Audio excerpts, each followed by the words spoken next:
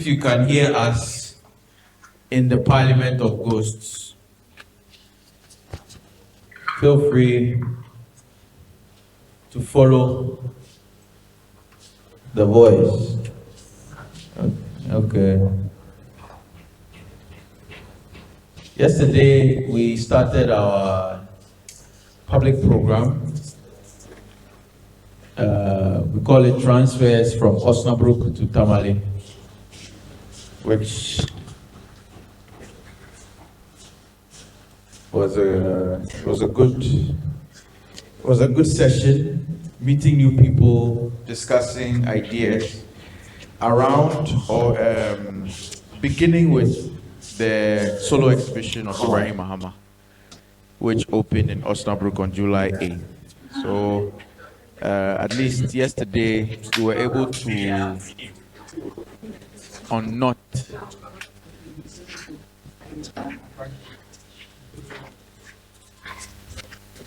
our director is here. Please say hello to our late director. Yeah.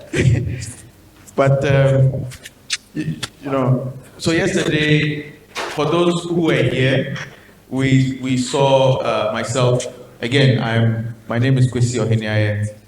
In Ghana, everybody knows me as IUB, and I am co-curator for the project. But we also heard from Bettina Klein, my Berlin-based colleague, with whom I curated Ibrahim's solo show. We also heard from Jehle and Juliane Schickedanz, the directors, co-directors of the Kunsthalle Osnabrück, which is the commissioning institution. So they kind of invited us to do this project, and they have been extremely supportive in pulling the strings, going through the famous German bureaucracies and intricacies to make things happen, you know, and also even really traveling the project here logistically and in terms of the means we had, we still had to, you know, go extra miles to bring it here. So we are grateful to them. So yeah, transfers. Ibrahim, is Ibrahim around? Okay. So we also heard from Ibrahim Mahama, the artist whose practice is the crux of the discussions that we'll be having here. But we also knew through that, we understood through his practice, we are also extending or expanding the conversation. So a lot will be built on from there. So we continue today. Yesterday was dealing squarely with the premises, the inspirations, the whys, the what's, the hows of the project. Today we want to cast our perspective a little further back. So we want to give the a much broader picture, because the transfers as a solo show is also part of the 30th anniversary celebrations of the Kunsthalle. So it's not the only exhibition that was commissioned. There were actually two main exhibitions, but then there are also satellite and peripheral events, and we want to get to know the institution, you know, through which this project was made possible. And we welcome, that's what you see here. That's what we're going to do now. And for the next hour, that is, so I'll introduce our speakers briefly.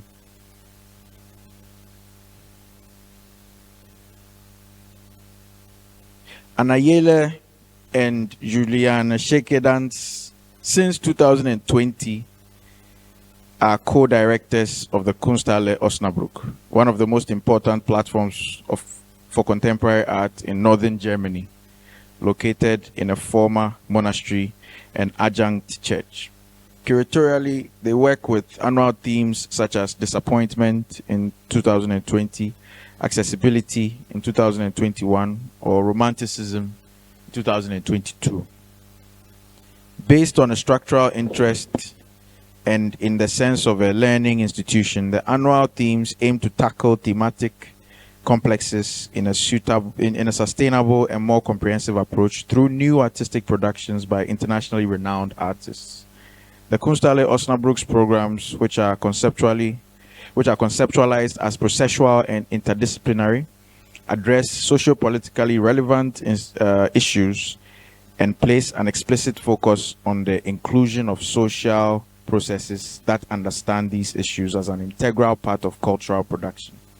With its experimental and sensually tangible exhibitions and art mediation projects, the Kunsthalle has become a place for discourse and of conviviality that aims to transcend social boundaries. With that, please, we are ready for you. Please show love, acceptance. Let's give a round. Before Anna and Juliana start, I want to acknowledge one. Professor Ibrahim, who joined us yesterday, artist and the head of department at the Department of Painting and Sculpture here. Thank you. Thank you so much. Virtually? Yeah. Again. Yes. Sorry. So I don't take this? No, you can talk. Yeah. Okay.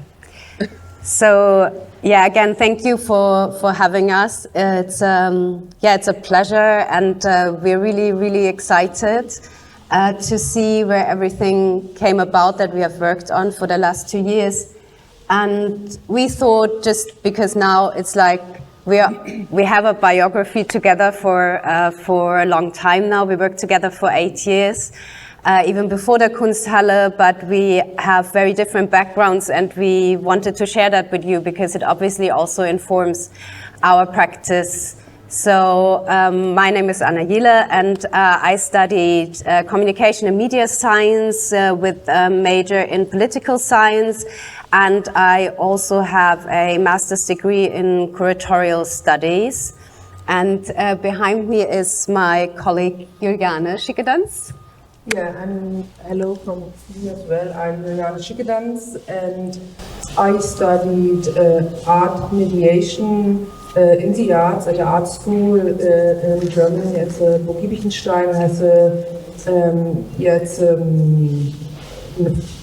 mainly set or like how to say formed in GD art times with an interest in art and crafts. So that's why like I'm coming more from a sideways to curatorial practice through art mediation and also through industrial design, which I also studied. So coming from painting, installations, industrial design, art mediation.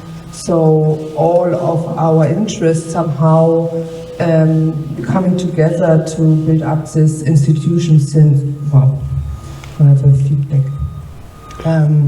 Since 2020, so we also started in the COVID time, which made it really hard for us to open the institution as we wanted, but somehow the year now we're in was really important because we had the idea, the feeling that especially what we're showing you now also is make a click for the people, how we actually think and want to have like a participative institution for the people in Osnabrück. Yeah, and I said we started to work together 8 years ago as freelance curators for different institutions or self-organized spaces.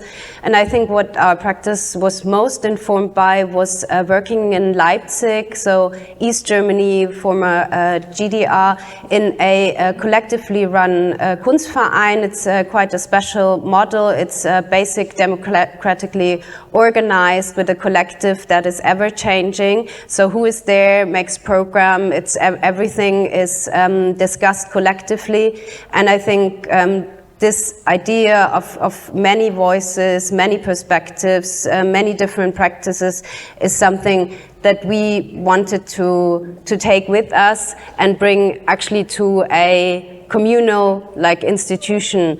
And then we started applying, and Osnabrück was happy to have us. We'll see. So we now giving you a short introduction in the institution. What is the institution? Kwasi was showing it shortly yesterday already. And after that, we are talking about the 3 shows we have and had on view this year, which we think was a delightful combination of different contexts and perspectives, and was wonderful to have in our 30th anniversary of the Kunsthalle. And after that, because Kwasi and Bettina talked already about the Westphalian Treaty, and the other ones will talk about it more and are more experts, but we give you a short in-view how maybe the other cultural events are surrounding Ibrahim's work for this year. And then I think because our presentation is not an hour, it's I think just we give you a short glimpse of like 20 minutes, and then we would actually like to, that's how we understood that, we talk with you, Ibrahim, about what happened, and maybe in the context of the Kunsthalle, in the context of the city of Osnabrück, we wanted just to give you a short, I think like a background of like on which basis all of this happened. But we also give our best with 20 minutes because 2 directors also talk double. So this is the Kunsthalle. It's situated in a domestic with a church from 1208, and so it's a Catholic church for the Dominican monks. It used to be in practice until the beginning of the 19th century. After the Napoleon Wars, a lot of Catholic domestic had to let down, and after that it was used for hospital, apartment house. On the images after the Second World War, you could also see they put in 3 levels in the church, so people were living there. Also used for the military as a storage or for cultural events in the city in general. And now, since 30 years, it's a Kunsthalle, it's a communal institution of the city, so it's like a Kunsthalle, to explain it. So people might don't know who are not from Germany, it's more like a system between a museum and an art association. It's like saying, like a system maybe from the 60s, 70s, that the city says they want to have their own hall for contemporary art to support local artists and contemporary art in general. So this is one of our main exhibition spaces. So we exhibit in this church, you will see in a bit. And as Kwasi just showed, around the corner is our entrance. And somehow this picture is really funny, so the buses don't look like this anymore. It looks like a photo from the 60s somehow. It's more like for tourist reasons. And by accident we took it because it's a really new photo from the opening this year. So in COVID times we did a 3D model of the Kunsthalle as well, where we arrived, so that also international artists could work, even if they couldn't travel to Osnabrück in Germany, they could work on the exhibitions. So like on the right you see the church. This is a main building, it's like 350 square meters. You have the entrance. Yeah, maybe, thank you, Anna. There's our entrance. This is used to be the domestic. In the middle you have the yard. You have like an atrium yard, and it's surrounded by the hallway where the monks used to pray. And besides that, our offices are connected, so all of this is actually like a fluent, open exhibition space. And in the back, as we call it, the new building, it's from the Western Germany 70s. Like, I think in medieval times it used to be an open space. So in the yard they also used to have like a fountain to feed the horses, and used to be open, but they closed it in the 70s. And it was never like reconstructed for museum reasons, it's more like to have it as an office. So Yeah, this is us. This is our team. So you see, we have 15 employees. They are all employed by the city of Osnabrück. Also, the visitor service is employed. And then we have around 20 freelancers who work in art mediation, graphic design, etc. I think what is quite special about our team is we're very different in demographics. So Juliane and I are nearly the youngest, and the team, we have, as we do mainly new productions, that means that we have, the Kunsthalle is closed sometimes for like 4 to 6 weeks. And as people are employed, obviously they work, and so they are all part of the installation process. So they meet the artists, they are part of every step of the process, and everyone still does what they physically still can do. But everyone over the years, also because some of them are obviously artists, have very special skills to contribute and share with the invited artists. So Juliane and I were not just the directors of the Kunsthalle, but we're actually also the curators. So there is no other, so we are actually curating all the shows.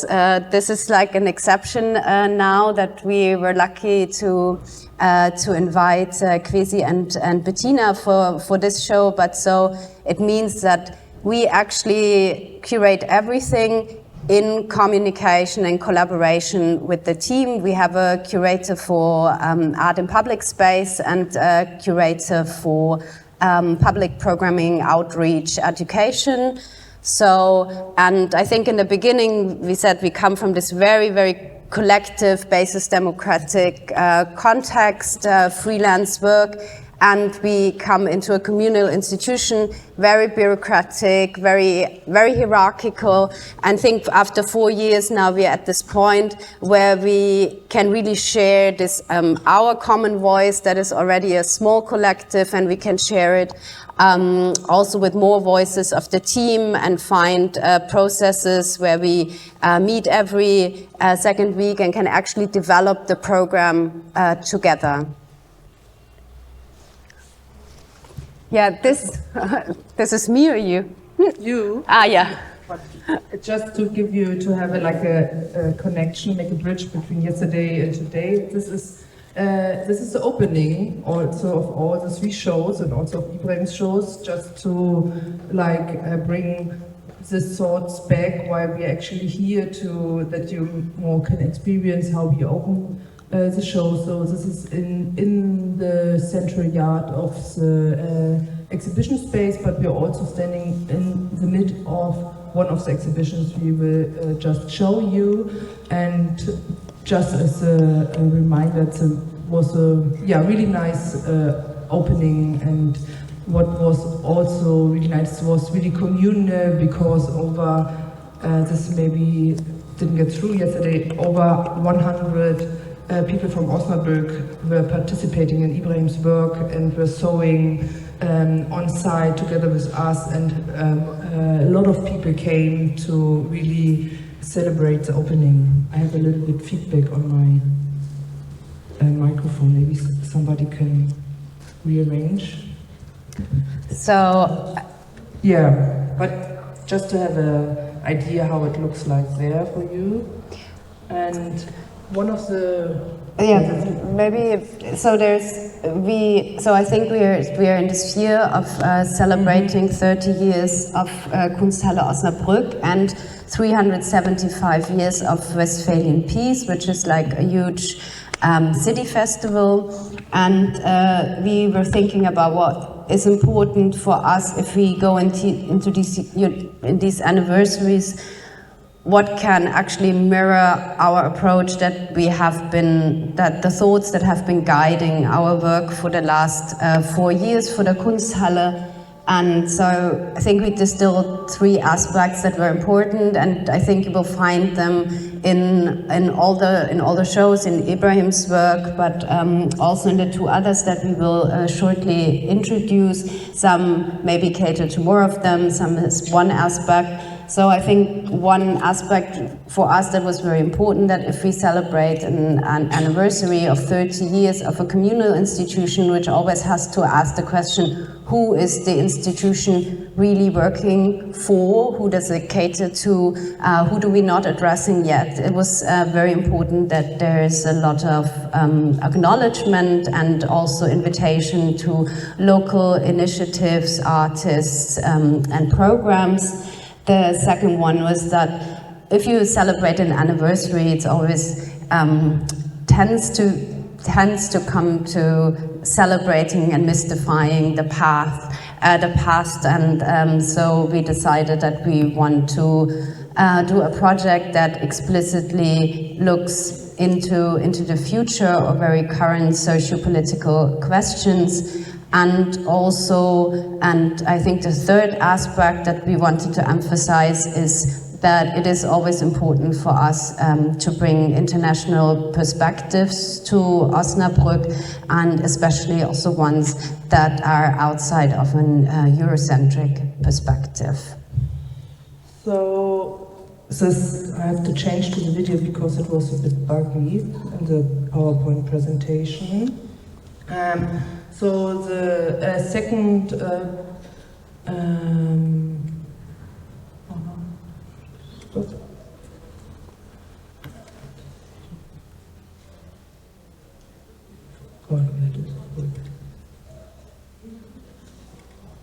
So the second big solo exhibition next to Ibrahim Mahama is a show by Aram Batol. Ihr Paket ist abholbereit. In English it means your package is ready to pick up, as you know it from the local post. He's a Berlin-based artist and was one of the first artists in Germany who was interested in the relation of the internet, software, hardware, and how it actually affects our human relations. And since a long time he's doing like also works about this DIY scene, which is also connected to this robotic new area. And as he's really interested in hardware, he's spending a lot of time on e-waste areas, and he always wanted to do an exhibition with that.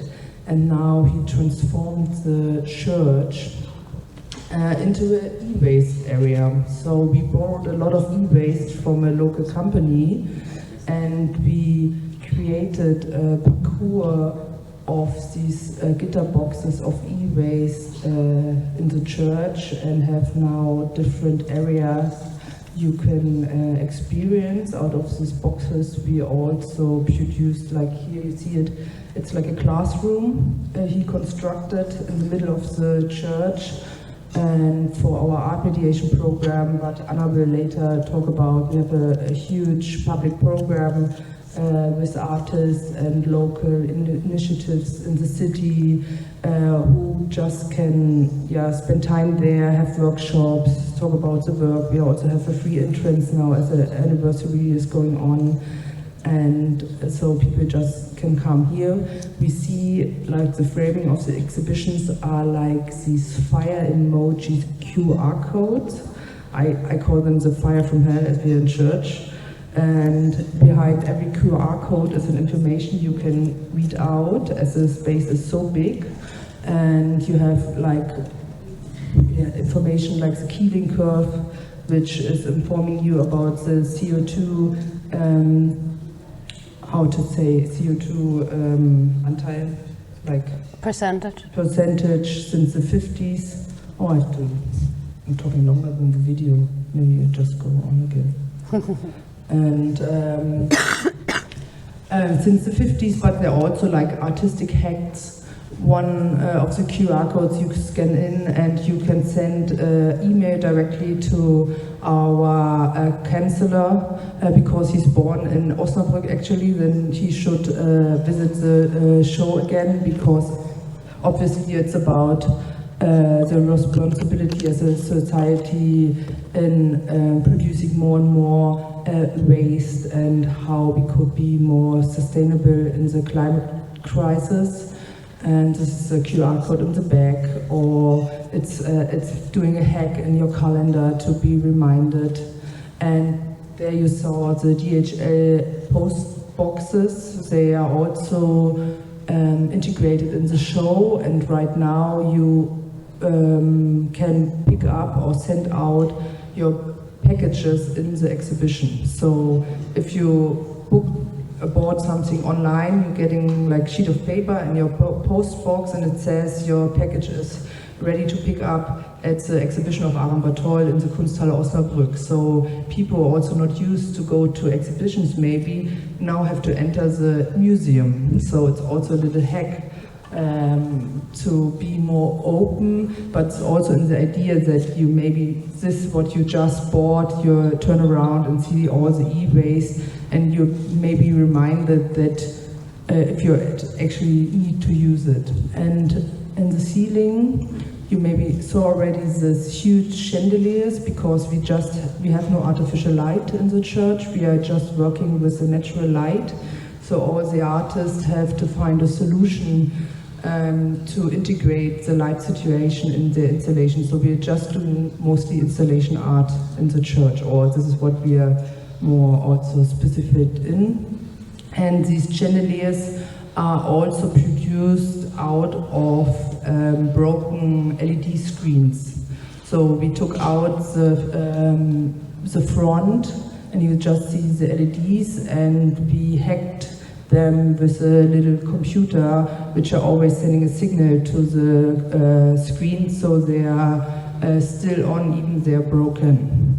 And it's really nice.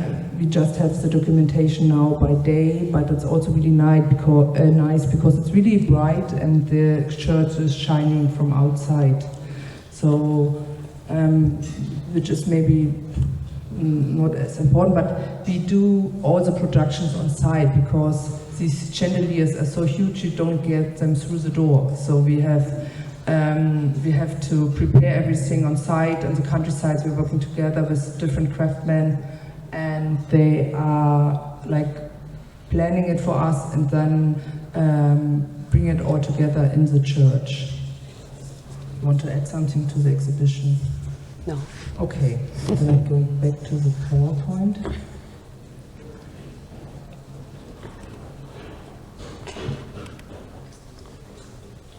Yeah.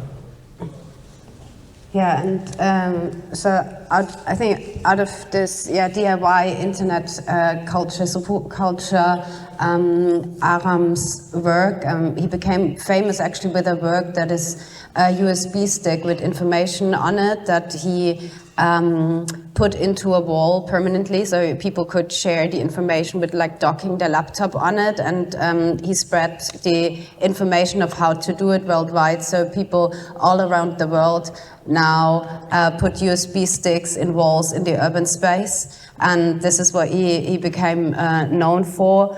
And so I think his work is a lot about sharing knowledge, learning from each other. So a huge part of this exhibition, you saw it in the also in the installation, is a classroom. But so there is there's a huge public programming that is done by a curator from Joscha Heinrichs from our art mediation team.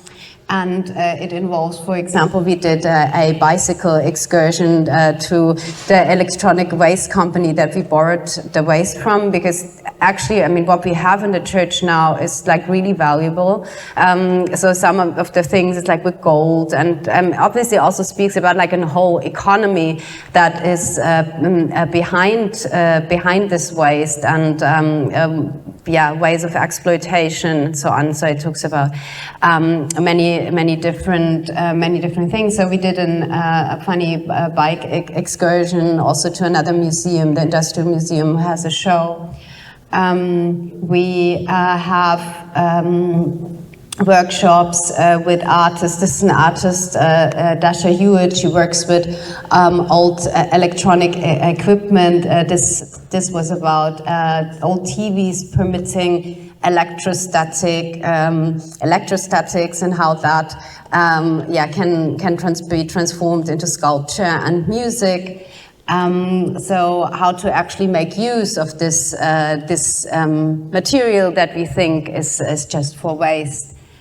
And then we have, and this is actually quite beautiful because it's something that I have heard of. There is for decades so-called repair cafes, and in Osnabrück, so it's mainly old men that still know how to repair old electronical equipment, and I think they have been overlooked and neglected also for a very long time. And now, actually, with also inflation in Germany, people having less money, people go back to repairing things or get like more conscious, and now these initiatives actually are thriving. And in Osnabrück there is more than 5 of these initiatives, and they gather now in the Kunsthalle every second week, and people can come and they repair things with them together. And it's a very cozy atmosphere. I mean, people bring also funny stuff to repair, but I mean, you know, there's coffee and cake, and it becomes something, there's like really high demand. So we do like then in 3 hours, 20 things get, up to 20 things actually get repaired. Should I go? Oh yeah. I forgot. Maybe I'm... This is... Should I go on? Yeah, you should go on. I mean, since we are there, obviously our interest was also to open up the museum to a much more diverse audience than it was before, and and from different backgrounds and different ages. And maybe the example Anna was just showing us something. And like after we did the program about accessibility, Kwasi just mentioned, we don't have much time to talk about now, but it's also about an intergenerational openness we experience could be really interesting for Osnabrück, as well as there's maybe somehow a gap of communication between younger and older people as well, and it's maybe a huge difficulty also in our society right now. And somehow it became, I mean, all the programs, these are so huge, and somehow they have a life on its own, which is really beautiful how they embrace it. And also the third project we have on view right now is somehow dealing with this. It's called Bist du Bereit in German. It's called Are You Ready? So this is somehow our anniversary exhibition.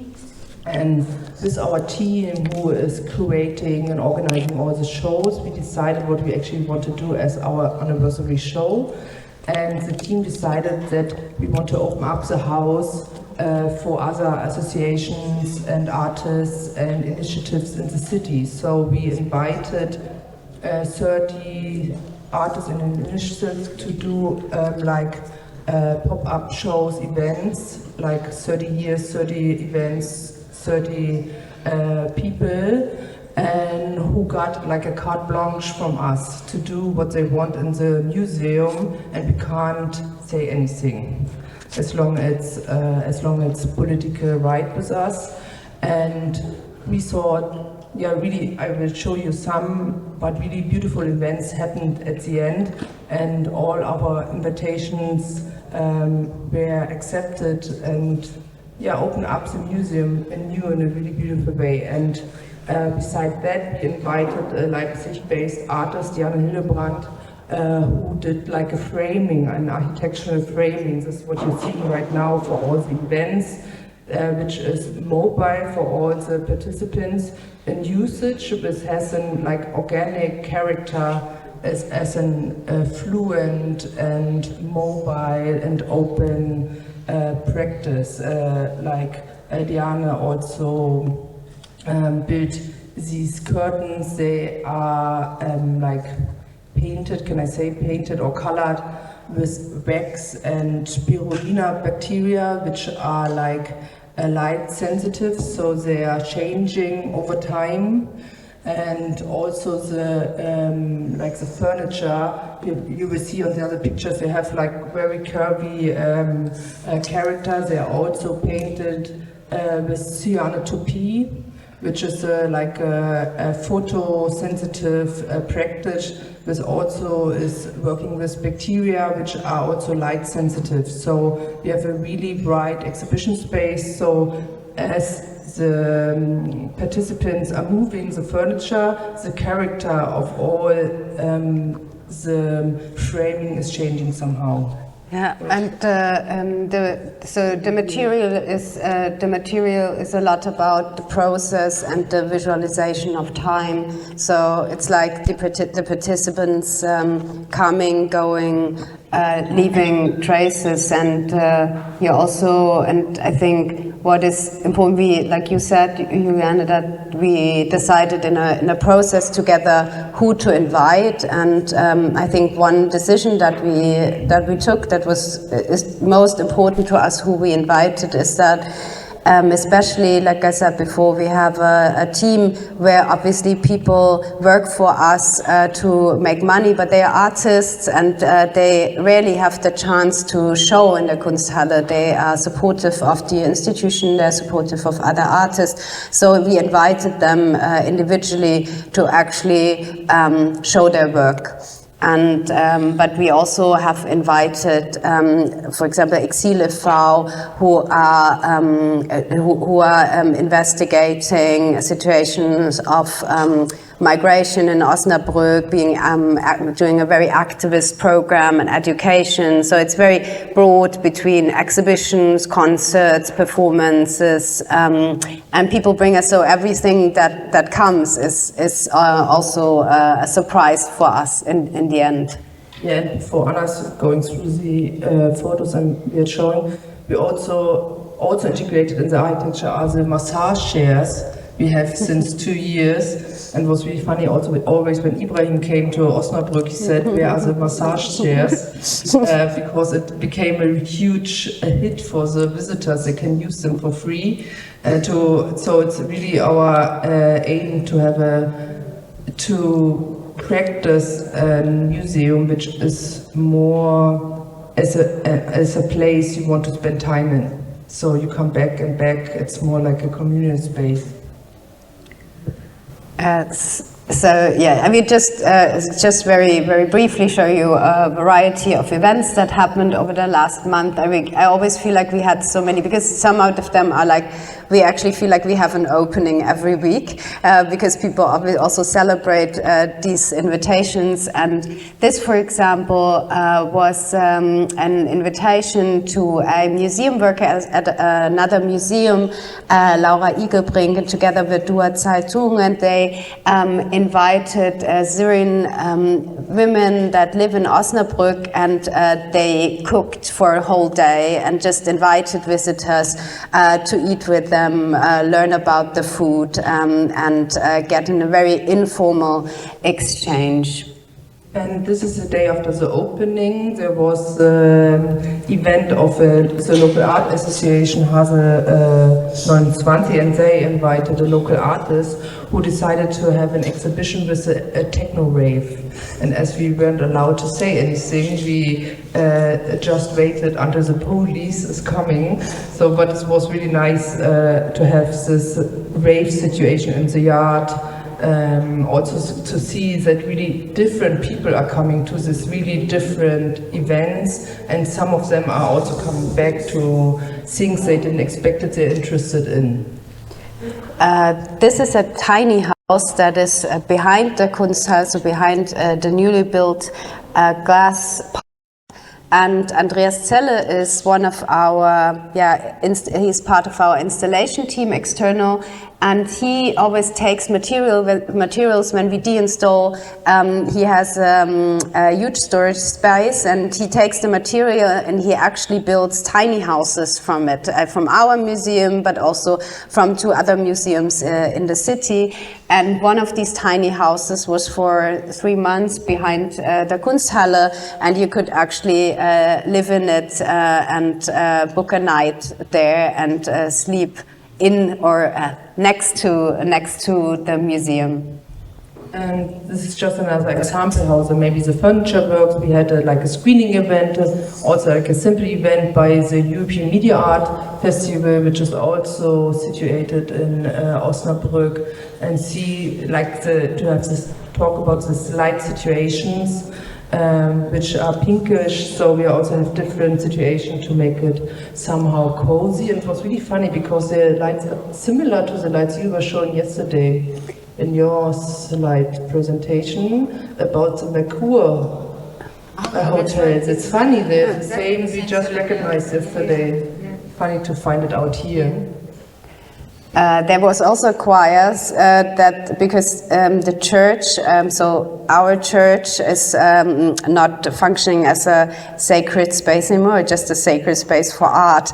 But the instrument that was in there, the orgy, is in another church close by. They still use it, and so we invited the choir that is singing there, and who with our instrument we invited them to bring songs back for our anniversary. And this is the last example for now. This is Kakitici. It's a contemporary chef and artist from Berlin, and he was invited by our board, who also was showing an event, and he did like a cooking event in all exhibition spaces. And here it's a dessert, and he's serving frozen tongues on the furniture of Diana.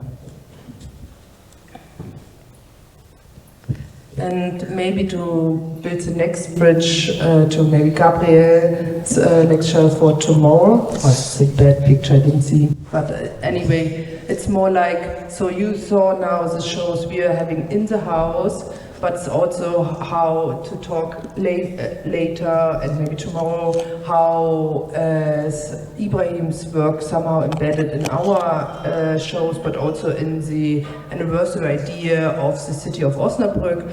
So it was not just our 30th anniversary this year, it's also the anniversary of the Westphalian Treaty for the 375th time. So it's signed in 1648, and now it's this anniversary. And this picture I just took on from Google for the presentation in the hotel.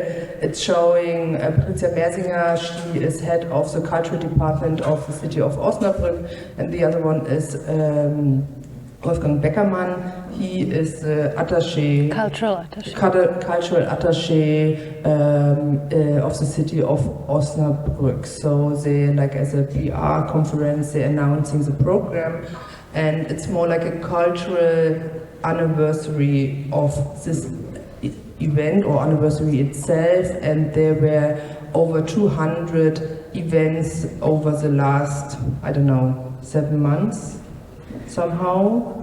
And so all initiatives were involved in this idea of a peace city somehow. This is also just to give you an idea, but it's to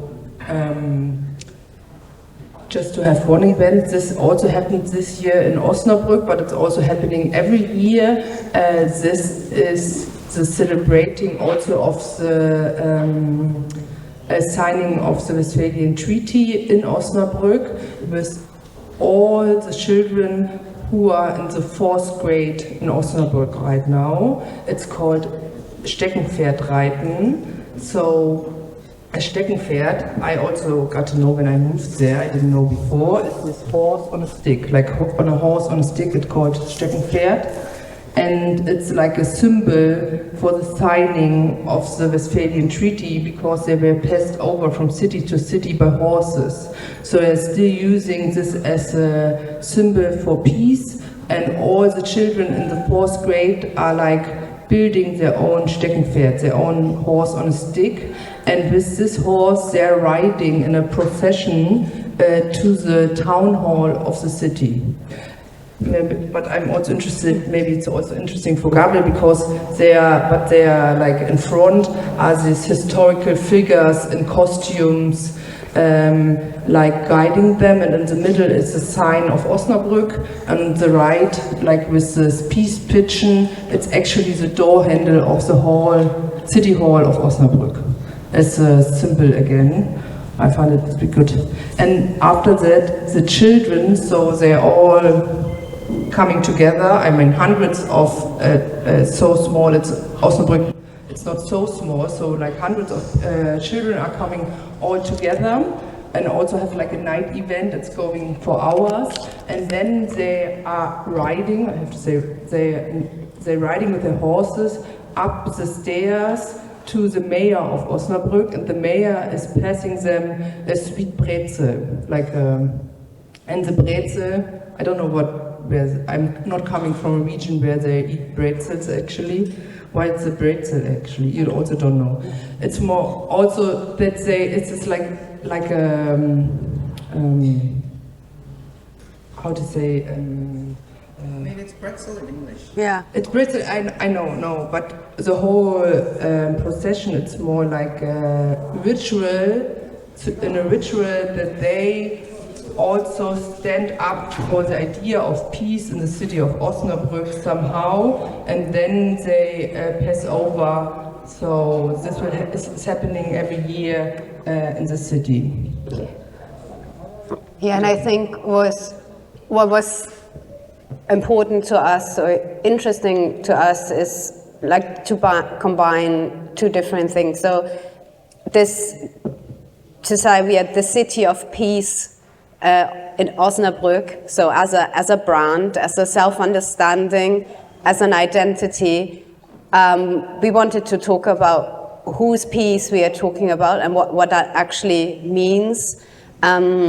Because so we wanted to invite a position that we thought, an artistic position we thought would be interesting to discuss this with, but also the Westphalian Treaty as also this identity marker so deeply rooted in the rituals of the city of Osnabrück and its achievement of diplomacy, peace in Europe between the religion, all of this, but we had the feeling we would like to shed an outside perspective on this history.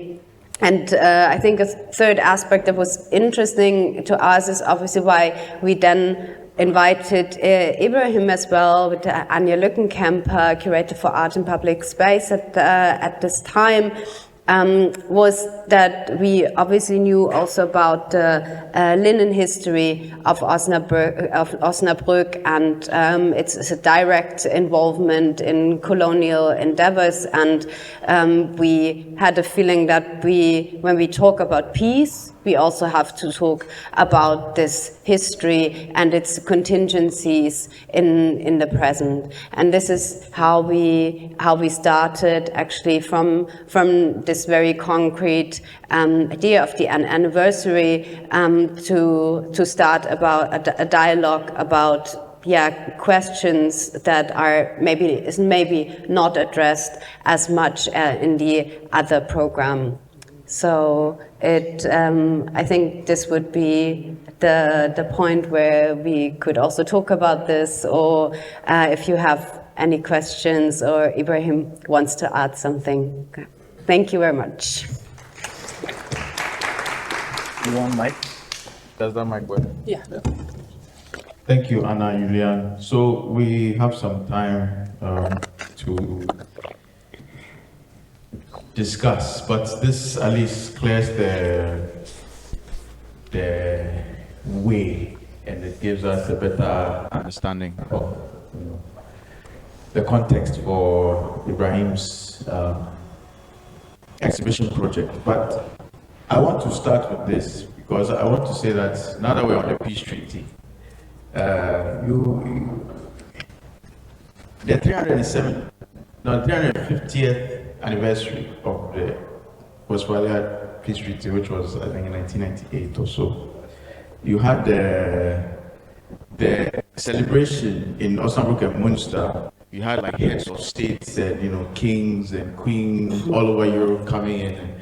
That's really the background. So for us, when I found this out, it wasn't so surprising to see the uproar, because really this is like an important, moment for the city, and for Europe in general as well, to be able to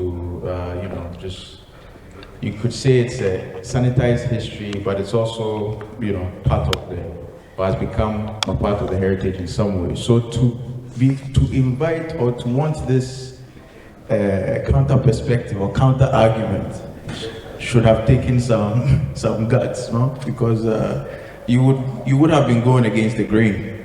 You would have had to wrestle with the city authorities, also with public perspectives, expectations, and so on, no? Yes and no, because we are not the only ones doing this work. I think it has to be acknowledged. There is Dr. Thorsten Hese, we will hear tomorrow, I guess, who is doing research into Osnabrück's involvement in colonialism and traces of that in the city for, I don't think 20 years is enough.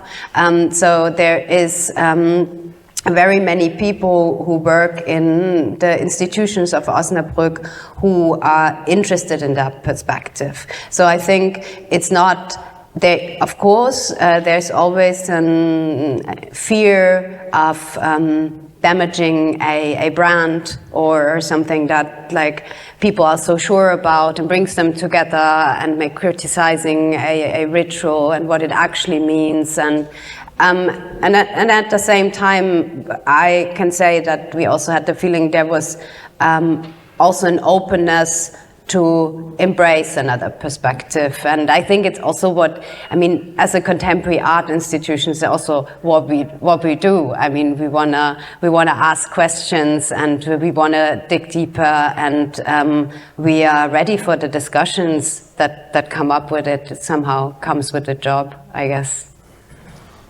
Maxo? Gabriel, you have a word to share. No, I mean, I would even say so that it's even strengthened. It's even a strength for this kind of self-understanding of also the marketing tool of City of Peace or so. I mean, it's not that if you are going against the grain, immediately can weaken you. I understand you, and I also what was my feeling when I was visiting Osnabrück, and also this kind of like on the political scene there were. Yeah, I would say it's not so. I would a little bit counter argue your point of that it's kind of like a very problematic position. May I? Yes. When you asked your question yesterday, you said something which I've put on a slide that I'm going to show tomorrow. You said, what if your peace disturbs my peace, right? Now there's a moment that's being celebrated in Osnabrück, in Germany. And Germany is one of the European countries that has had a more, if I can say, difficult relationship with its colonial past. Maybe the British and the French are pretending that they are, but anyway, they are more in your face with, okay, we're doing this. Germany is still struggling to come to terms with its colonial past. So, I mean, I think that this is very radical. I don't know, maybe people didn't realize what you were doing because, you know, there's a piece that's being celebrated, but it's reminding me, as the young people will say, it's triggering me about what that meant in my context, right? So you are celebrating some peace, but that peace also has hinged to it some troubles in my part of the world. And I mean, recently, the councillor or somebody went to Namibia, right? And there was there an apology and an acknowledgement, whatever. So it's late in the day, but it's never too late.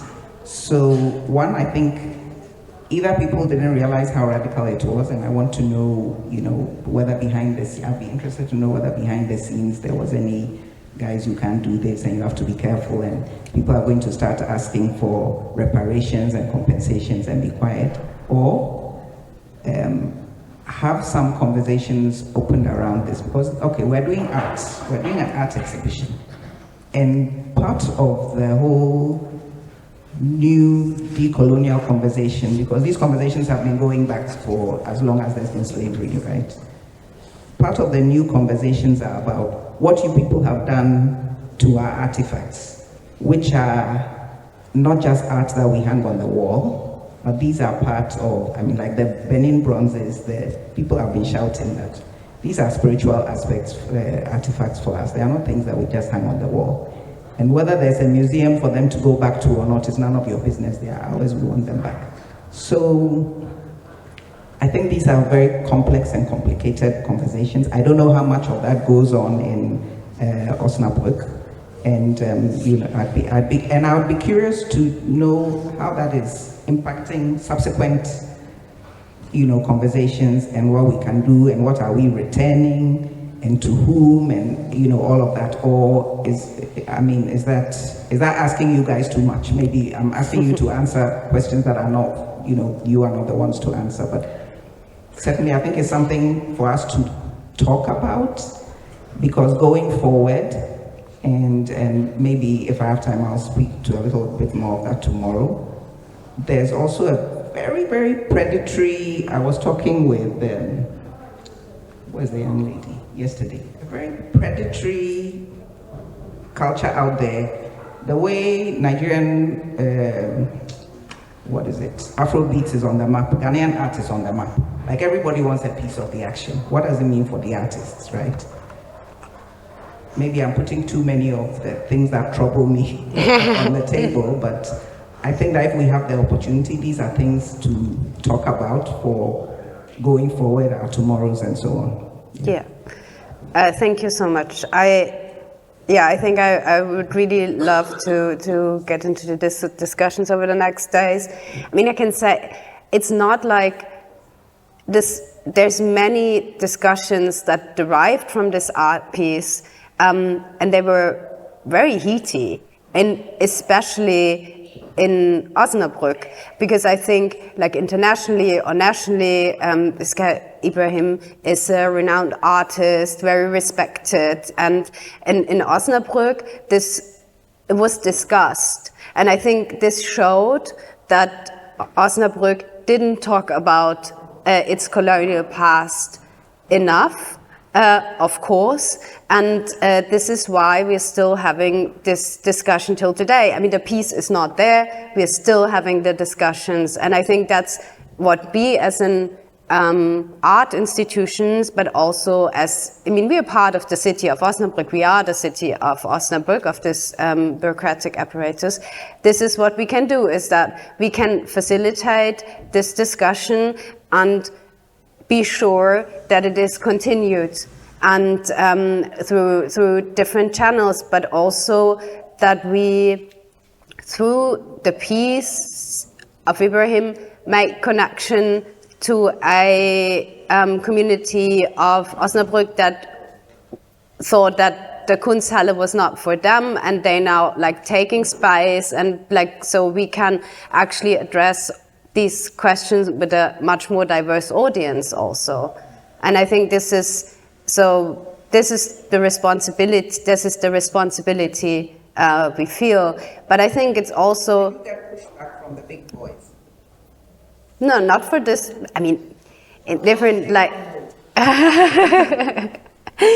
No, but it's also because, I mean, the project was validated through a very through funding of the cultural, Bundeskulturstiftung. So, you know, it's also like a validation of a work that also obviously helps to politically push through. And the city actually decided, and I think that is what we have to give the city of Osnabrück, that they decided to go in with extra money from this anniversary. There's an anniversary, how do we say, like financing the anniversary, like money that was on top of it, and the work of the Kunsthalle got a quite big share of that to realize the work of Ibrahim. And I think it's in many political, on bureaucratic level, but also on political level, it's that you always need some people who push the agenda, and I think we were lucky to get supported in that way. It could have also been the other way around, but it was like this. Yeah, I would also say the city of Osnabrück was always standing behind the artwork and the ideas of the artwork. It's more like, obviously, I mean, that was such a huge installation that we had difficulties in the process, but it was more like a technical question and not content-wise. So, and this is maybe the power of art as well, that the installation and the visual impact was so huge that it actually was breaking up or opened that the idea of this peace brand isn't so slick and round as I wish, or everybody wishes it is. So it was more like the different voices and articles we had then the beginning of the installation, which were more, how to say, I don't know the German word. It's more. I forgot. It's more. It's wie sagt man? I'm coming back. I lost. Yeah, and I think I think what happened is that we have communicated about this piece, what it's going to be, what it will be about, what the research is continuously to give people the feeling they're also involved in the process. But then it was there. And it was not just big, but it's like powerful, it's like central, and like suddenly it hit people.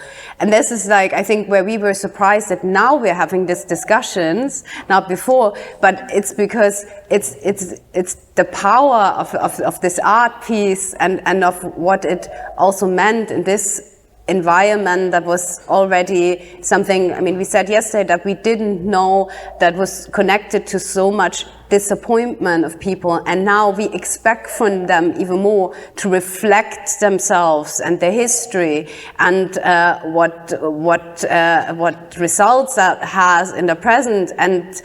And now, though, you know, they're already dealing with this vacant urban space that nobody is doing something for them anymore. So I think like many different like local and global questions like collided in this art piece. And I think, yeah, I hope we can facilitate this, and it's exactly what a city like Osnabrück also needed. And that's, I think we're so grateful that Ibrahim decided to delve into this. We are also in the art institution world, we are obviously in the periphery, and but all these, but there it's needed, and this is why we are so grateful.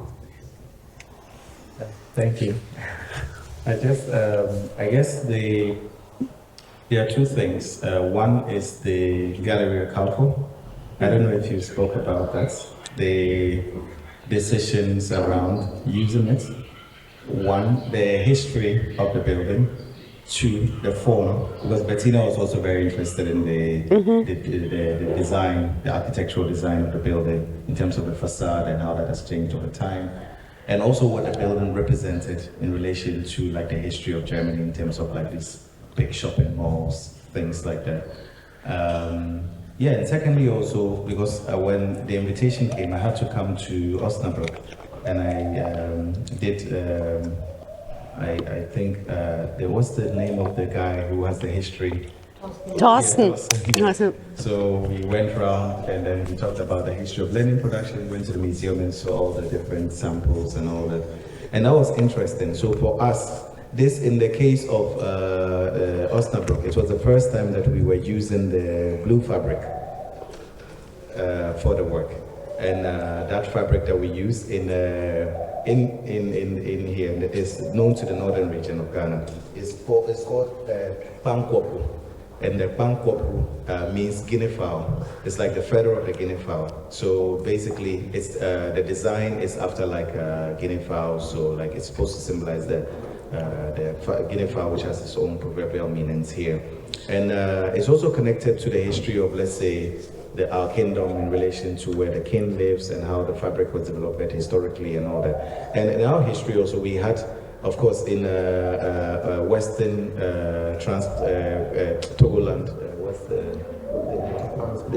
transporter, through the referendum, because Ghana, Yendi and others, a few decades ago could have been part of Togo or would have been an independent state or something like that. And that was also because of like German occupation and all that. So when you go there, we have this German cemetery and also like other historical monuments. So for me, the fabric was also a way to reconnect to like this kind of colonial history, things like that. So combining that together with Galleria Kaufho, I thought was quite interesting. But of course, when the exhibition happened, of course, there was some resistance. I remember during the press opening, or even before, there was a journalist that had written this long article about the fact that the city had spent so and so X amount of money to commission an artist from Africa to produce this fabric, and then he was even calculating like how much it cost to even ship, just put it on a plane and bring it all the way. And I was like, this is so ridiculous. And so during the opening, I remember saying that I can't like. I don't even want to go into the conversation of if it was not a Western, like a Western-based artist doing this kind of project, if you would have asked those same sets of questions. But secondly, you are dealing with objects which are related to, let's say, certain global trades and commodities. And you normally don't, when all the, like Galleria Kaufho, for instance, and those shops, those big shopping malls, where most of the clothes come from. They might be coming from India, Bangladesh, and other places, but no one is talking about when you go to Bangladesh, even like those places, sometimes even a minute before you land, you can barely see anything because the entire city is polluted.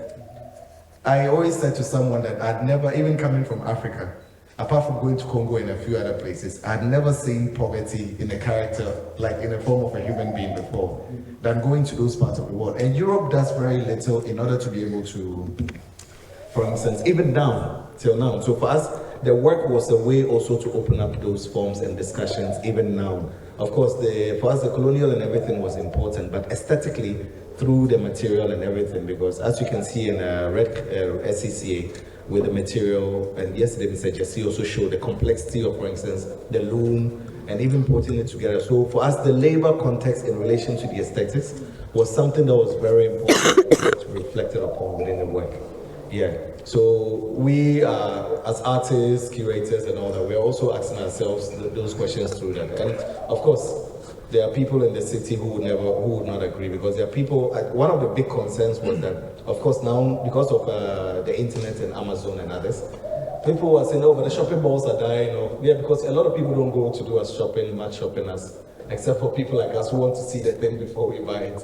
So it was interesting how the comments online and people have concerns. So we need a swimming pool, public swimming pool. We need yeah, of course, there are concerns. For us here in our part of the world, we have other concerns. I was telling someone the other day that even us at now here at Red Clay, we are in court with the Ghana Water Company because we can't even get access to drinking water. And when you even pay them to connect the pipeline, they won't give you the water and they'll come and bill you on top of it. Yeah, so sometimes, as you were saying, like their piece somehow created disruptions elsewhere. So for art in general, people have different ways of coming to it. So in Europe and other places, there are many things you don't think about. Like you wake up, there's water, the water is flowing, there's the electricity never goes off. But here, before you even start thinking about art, you have to, for instance, even build a road or yeah, you have to be able to solve certain communal problems. So those questions, I think, were some of the things that even curatorially, Bettina and then Kwasi were also very much interested in at the core of, for instance, the aesthetics of the work, and how through that, when there is a dialogue around the work, aesthetics and everything, we could begin to open up and unpack some of these things. So for me, I think it was quite successful, honestly. and it somehow inspired me, even as an artist, to even go back to my practice in different fields I have been doing. Yeah, part of it, I think, just to add, I think part of why the mediation into the city also worked so well is because you have this incredible patience, I must say. I mean, at this press conference, I was obviously, because it's our job to protect artists and see how we, you know, but Ibrahim like took the microphone and talked to this person, and I think that's something we don't expect. But these things help to also always talk about there is this past, you have to acknowledge it, you have to learn from it, but what is the future? We have like the common future, how do we live together? What does peace mean in terms of equality? And this means we have to think about labor conditions, and it means we have to think about global trade. And these kind of things, I think, came with this kind of sensitivity and your patience to read the audience, where is actually a point of connection, and that a conversation can be started. And I often thought it shouldn't be this way. It shouldn't be this way. There should be an openness, but when there wasn't, it was about you and Kwasi and Bettina, but like, yeah, I had the feeling when you were in the room, that also turned, and then we could have these discussions and work with it later. And this man of this one newspaper, he will write forever about it. So it will, like, you know, he will dedicate his time for a long time. So he might also learn. We'll see.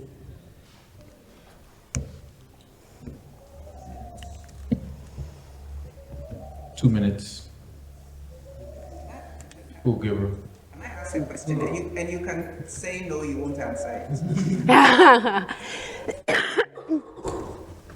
I personally, as an academic who thrives on academic freedom, I am very troubled by the cancellations of all kinds of things because somebody just says, don't kill people in Palestine. I'm just wondering if Ibrahim had made some comments somewhere, would you have been able to host this, or do you have, because the lack of freedom is not the same everywhere. Some places have a bit more space to maneuver. A prize has just been cancelled. Peter Vice Prize or something in Bochum has just been cancelled because I guess I haven't seen the full story because somebody must have said, you know, I don't know, whatever. Do you think you have the space to deal with that? And I know Germany is a very particular context when it comes to Israel and Palestine. But do you think you would have the space? Would you, as I said, if you don't have to answer, if you had an artist who, you know, had said something, is likely to say something, would you have the freedom, do you think? I answer you diplomatically.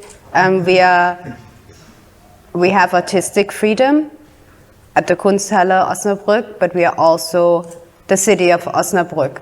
So if they would give guidelines, which we haven't received, we would have to either comply to them or go into discussion, negotiation, and see what happens. But this is how it goes. I mean, there's also a question which is a question in connection to Ibrahim's work, but also something else, obviously.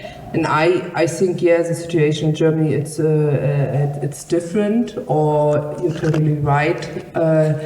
We have cases right now which are really difficult, but I still think it's more like, I mean, social media as well, also transforming museum in somehow stages for opinions, but I still have the feeling museums should be much more a safe space for discussing situations as well, and we shouldn't lose this opportunity to discuss situations globally. This I'm thinking. Yeah, a space of different perspectives. I mean, that's what museums are about. So if we start cancelling, like, we're not going to have diverse perspectives. So how can we, as you say, stay open for exchange and platform exchange? This is what is our self-understanding also within a German context that is indeed specific. Right, and at the same time, we're also shrouded in the bigger picture of the question of, you know, artistic freedom in the context of art in Germany, right? Since last year, with regard to Documenta 15. Now, you know, based on geopolitical issues, Documenta 16. You see, so these are questions of empire. Like, we're dealing with the legacies of imperialism, which through the political economic systems that, you know, were forced down the throat, really, literally everywhere on the globe. We have, how do you say, yeah, we're all dealing with, you know, these very textured, complex issues. And the moment this came up, it always had to be a bigger conversation. It always had to go beyond Germany. And so Ibrahim's perspectives were really, you know, yeah, pushing towards that area. And he's a fearless artist. If it had come up, maybe you know, but yeah, we would have still had to deal with it. But yeah, the tensions really are there. They are latent. We can either come to terms with it or pretend as if they're not there.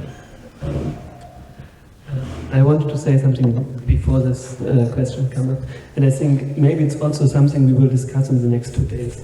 So the Westphalian system, the peace treaty, it is, of course, there is this kind of like colonial legacy and the kind of like the more materialist historical dimension also of the work, but there is also kind of like such a conceptual dimension of what is sovereignty, what is actually the state, what is kind of like even, yeah, of course, the question of religious freedom, so how the state is constituted.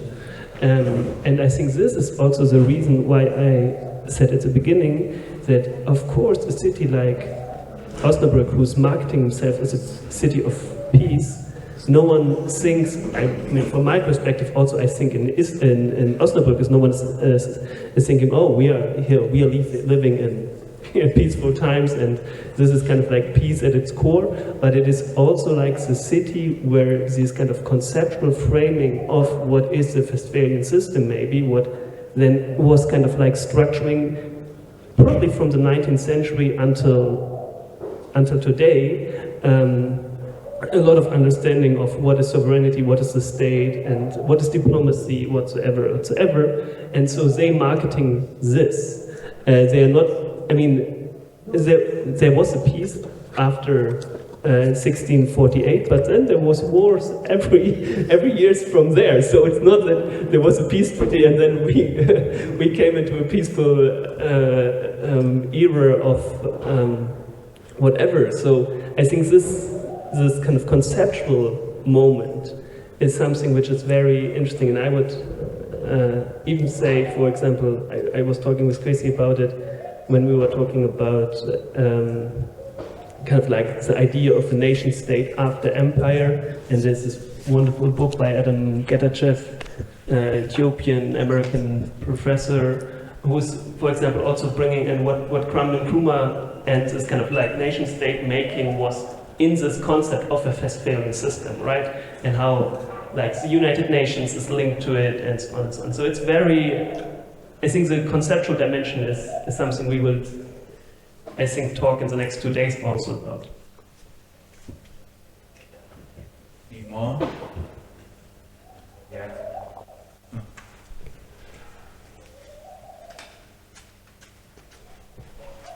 Sorry. Thanks for the presentation. I enjoyed following it. And while you presented, I think I couldn't help but hear a lot of we and they a lot. And I was just wondering whether you have like a targeted audience in your practices and who you mean to have these conversations with, and how sure we are that we are not in the same loop like more than 100 years ago of either finger pointing, because sometimes the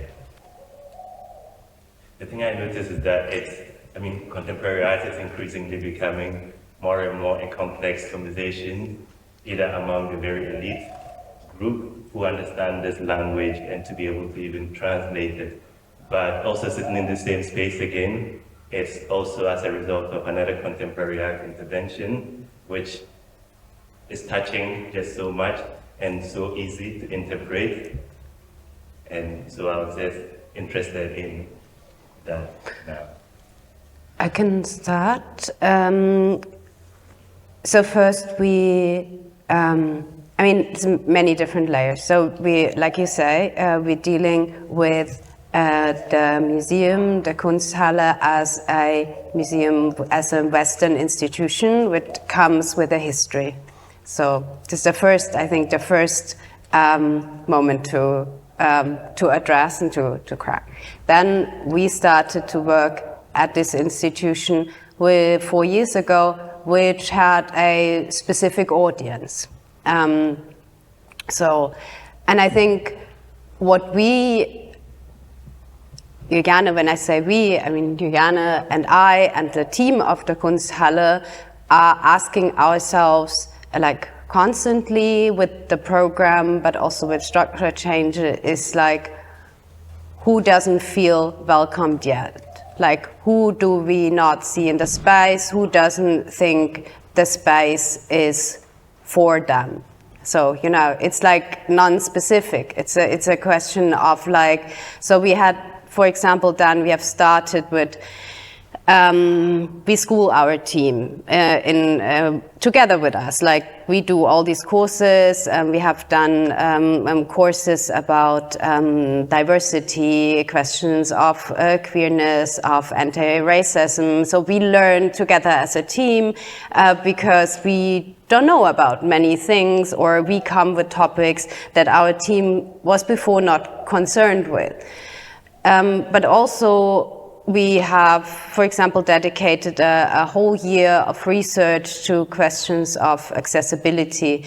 We were shortly mentioning it. And accessibility meant for us exclusions on many levels. So we were not just talking about ableism was one part, but also about racism, ageism, etc. So we have done a project about that, but have always involved people locally or externally as advisors to make these projects worthwhile, but also that they have a contingency in learning. And also we give up authorship, for example, wherever we have the feeling it's not our expertise, it's not something we can learn, but we need another perspective. And then teach that. So I think this is not about a specific audience, it's just more like really evaluating who is our audience now and who is not, and why is that, and what can we do. And this is a continuous learning process that we dedicate our time to, I guess. Yeah, and we're sorry that it maybe didn't came through right. Meanwhile, the presentation, we really understand the house as a learning institution, which is interested in structural changes, which are slow. This is also something we have to accept, because, I mean, especially when you're working as a creator, it's totally normal that you change the institutions after 2, 4, 5 years, and this is really a problem if you want to make a change, because most of people are just interested in their own existence, and that's not wrong because they also have to live. So, but we really want to build up something that could really crack open the house for the Osnabrück people. And maybe this is also something we really experience that makes a difference if you're, like, just to talk about Germany, but it makes a difference if you're directing a house with a team, it's in Berlin or Hamburg or somewhere else, or Munich, or it's in Osnabrück, because you have to think about this mediating question much more than you might need to do in Berlin, because there you find the audience for everything. You can live in the bubble forever. And this is not possible in Osnabrück, and it makes us really valuable for us to also think our perspective and our practice anew. And this is what we tried with all the exhibition we're doing this year, but we also take with us from the other years, and for the next years, for example, we now decided together with the team that we won't go on with this annual themes, more work on 2-year themes, for example, because it has to be much slower, as you think you have to learn in the topic itself. So for the next 2 years, the topic will be Kindeskinder, like children's children, to have this intergenerational discourse. It will be about education, pedagogy, self-learning, but also new family models you have in contemporary times, and community building itself. And we will give one exhibition space, the bigger one in the back, we call it the new building. It's 200 square meters to the art mediation department, because they don't have an own space yet. They just having the art mediation in the exhibitions. And we will construct with a contemporary artist who's an art mediator and a sculptor herself. She will build together with a team and people from Osnabrück a hybrid art mediation space for the team, but also for the public. And we try to get funding for like our own Kunsthalle board, that maybe people give their own amount of money to it's like an ongoing system, like we did it here, but they have their own amount of money to do own projects in the Kunsthalle they just can think of, like as correction we need all the time. So. And I also want to add, because we were talking about the Eiffel Tower and who's able to understand, we are what we are doing concerning language is everything that we publish, which is information. So what is the show about? What is this artist interested in? So we are talking the floor plan, the website, newsletter, social media. It's all in a language that's called, so there is, that's a real language, it's called simple language. In German, this is quite elaborate. People learn how to translate complex texts into simpler texts. So we exclusively publish in this kind of language, just not things that are author-bound, really like curatorial theoretical texts, or a reader we publish every year. This is author-bound, like, you know, artist-bound. Obviously we don't translate that, but for the rest, everything is in simple language, and simple language means that 80% or even more of the population, German population, can understand it. Art speak is about 45, and that means that some vanity and like writing text we have to take that down a notch, because the texts are very descriptive, very clear. They use complicated words, but if there's complicated words, they are explained so that also the reader can learn. But it's not just for people who, for example, are who have trouble learning or something, but it's also for people whose first language might not be German, people who are learning. So it's actually catering to a broader public. So this is something we have established, and we continue doing it to also don't mystify art in this way, but that it's something that can also sometimes be easily described, what you see, and then you might also be brave enough to make your own thoughts about it. Bettina, you have something to say?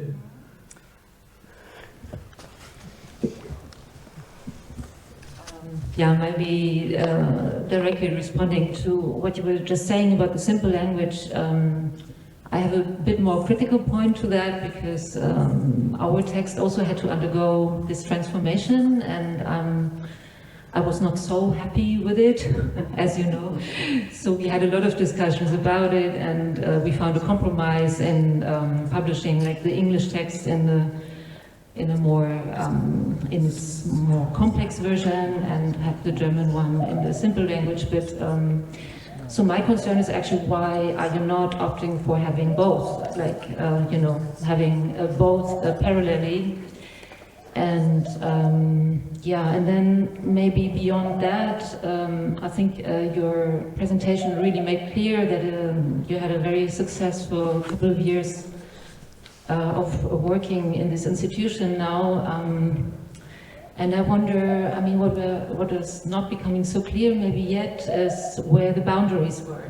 I mean, you did probably also have hard discussions once in a while where you could not realize something that you were proposing. So I would be interested in hearing also about this, maybe just one example, as I think we are running late at this point. Yeah. Kann ich sagen, ob wir auf Gegenwehr gestoßen sind oder was wir nicht realisieren konnten, aber ist eigentlich nichts. I think, I mean, for a simple language, we just have to agree to disagree, I think, because, I mean, that's what many institutions are doing, but it I think it's just not necessary. There is, like, our conviction is that there is no information lost in the simple language. It just says it differently, and this is our experience. So I think if it's a purely informational, informational text, and then we can argue whether it's an informational text or was a curatorial text or was like, obviously, but I think, yeah, that's just, yeah, the understanding we have that there's nothing lost. We have so many texts that have been translated that we wrote that are just describing shows, and we had the feeling if the translator translates it, and then it goes into a group of people who proves it. And says, oh yeah, I still don't understand this, or I understand this with it, and then it comes back, so we had experience that every time that we gave something that was translated wrong, we weren't very clear. So then the text was mostly also confusing them, because we were just like, using a bit of art speak here and there. But I think, yeah, it's just something to further, I think, yeah, discuss also what it means, also what text means to curators. I think it's just a discussion that we should have. I mean, for us it was a decision, yeah, to have these texts are information for the audience, and it was idea to give back more power to the audience and also power to the artwork itself, because I still have the feeling that the art world is so academic mostly, and the texts are written that just a small group of intellectuals can understand, and the intellectual value is in the artworks itself. And if we just make more clear, because some of some curatorial texts are still really poetic, and there are interpretations, and they say what you should think or you should feel, and that makes the things simpler doesn't mean that the artwork is getting simpler. It's more like open up to have the chance to have an own point of view on the situations. That's what we think. But because to don't have the difference, because we are living in a hierarchy world, and we saw from the beginning. I mean, maybe later we think differently again, but from this point we wanted to make a change, and then you have to make a change consequently.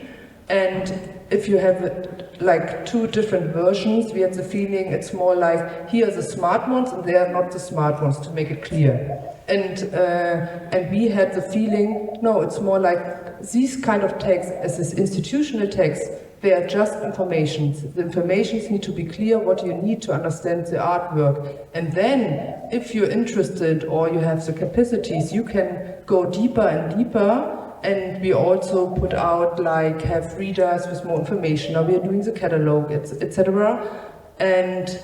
But what are the basic information you need to experience the artwork? And for us, it was really important to make not these differences from the beginning to, like,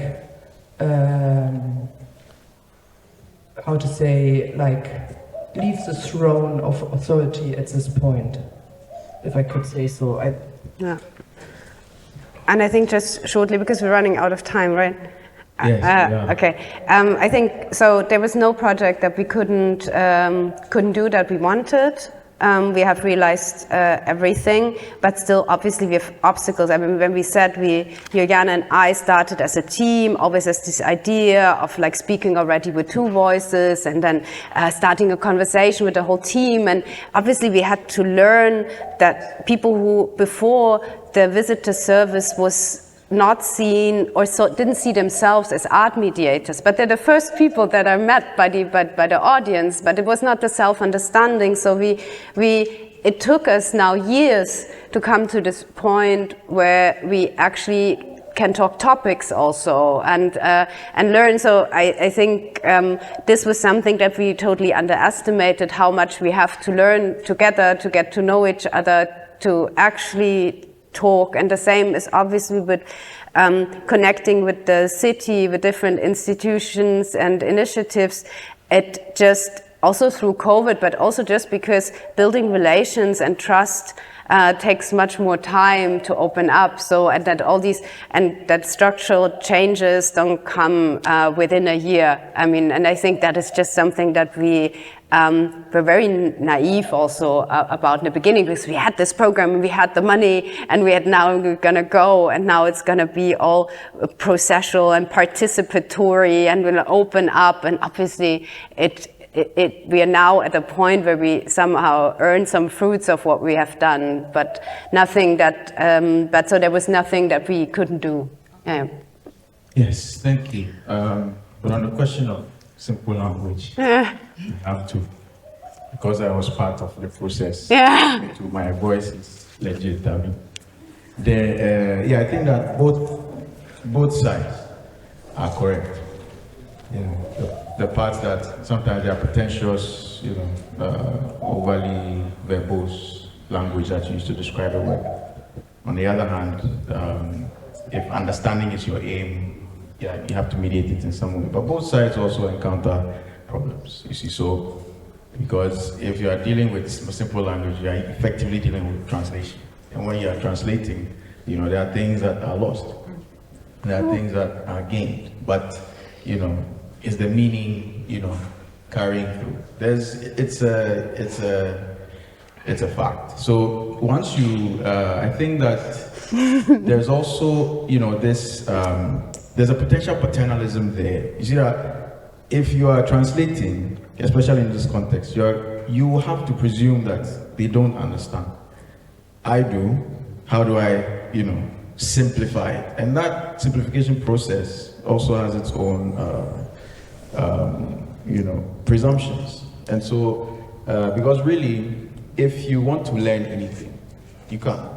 It doesn't matter if it's my philosophy. If you're interested in it enough, you can. So how do we make room, like was said, for both sides? And the problem is to privilege one over the other, to privilege the person who might not understand it. If they don't want to understand it, they won't, they can't. But at the same time, how do you, from the institutional angle, I can get it because, your public duty requires you to do that. But generally speaking, how do we encode our, the experiences of artwork? Because really, what we are doing is we're describing things we don't know. That's what art is.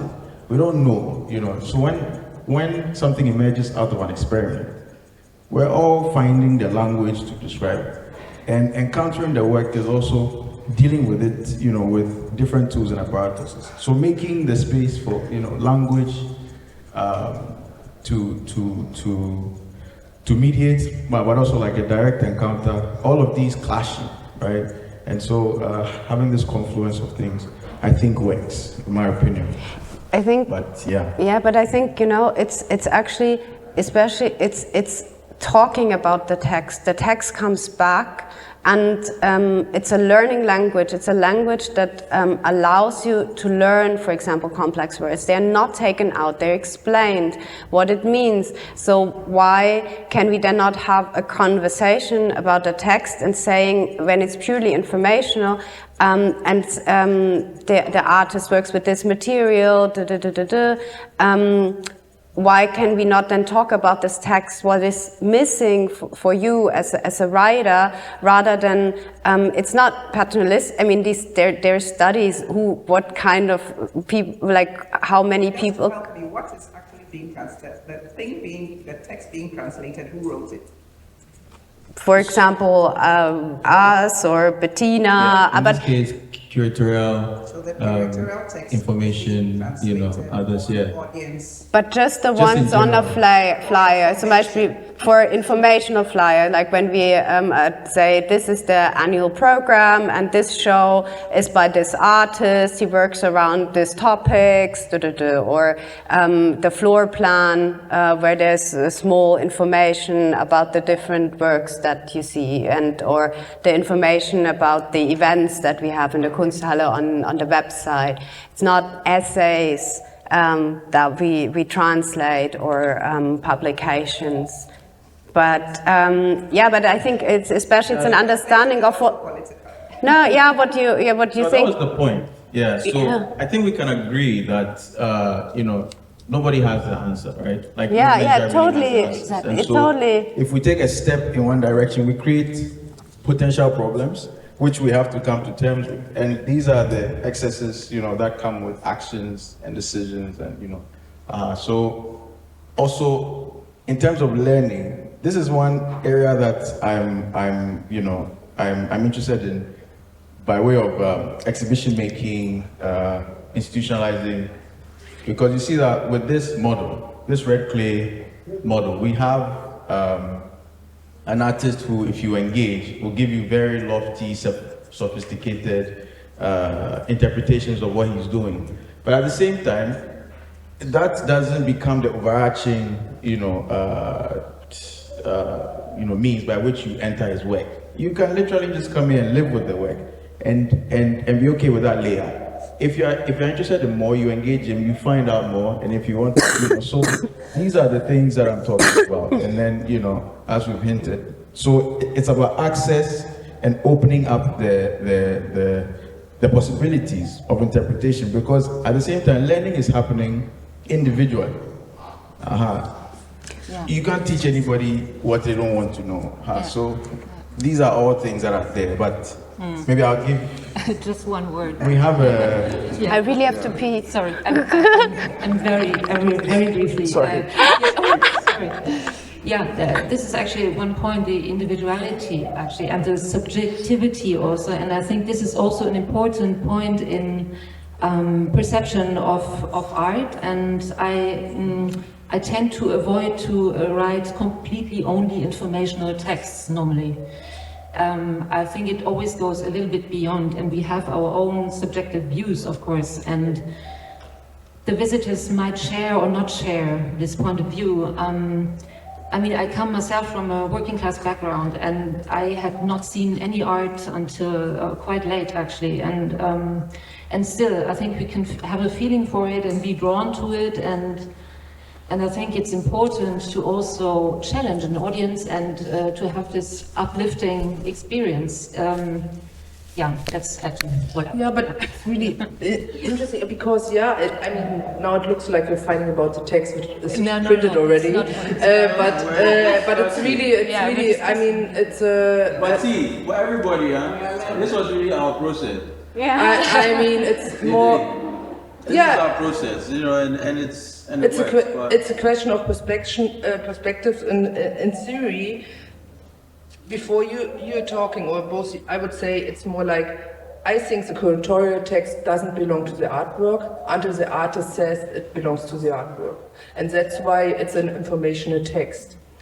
But I totally understand your point of view of an individual perspective the viewer or the visitors is getting on your own. But maybe then, to think it further, we need more text, we need more voices who are talking about an art piece. And in this case, it was just one voice, and we had, as an institution, and maybe also, but also before I was a freelance creator, would be the same, maybe hard feeling about to make it write the text simpler, because it's not, I understand, it's not that we ever wanted to take away your voice, it's more like a technique we're not able to use so far because we are trained to write really complex and difficult and blurry text, mostly. This is my experience. And so, but maybe it's also interesting to see it from the other side, to have more voices talking about an art piece, to have it written down, that it's just not one institution, one person talking about a moment of art which never wanted to have a text, maybe, if it's until it wants to have a text. So... Right, fair enough. Inevitably, there are more voices. The journalists will pick it up, the public, like in the case of Osnabrück, you know, it was being discussed on social media. Those that hated it were hating it. You know, it didn't matter what the explications were, right? So, yeah, the hierarchies, it's fine, but at the same time, you know, you can't control everything about the experience. So it's really about just allowing it, you know, to happen. Yeah, the curatorial voice is important. The institutional voice is important. You know, the audience's voice are important, the critics' voice are important, the journalist's voice are important, because these issues are thorny, and there's no one way of understanding it. You see, so anyway, thank you, thanks everybody. Please give us a round of applause. And we have an hour. Oh, you guys have done very well. Thank you. We have an hour. Exactly. So that's yeah, because then it would still have had, you know, its own effects. But yeah, and that's also another problem, I think, you know, for exhibitions. This role of the explicator, you know, if it's a museum, if it's the curator, even the artist, because what you've made, you don't fully understand it, you know. So it's really a political issue and a critical thing to discuss. But we have an hour-long break now. We'll take a break. We come back at 2:30 to continue programming. Thank you all for staying with us so far. We hope, you know, this has been worth your time so far. We come back. Thank you.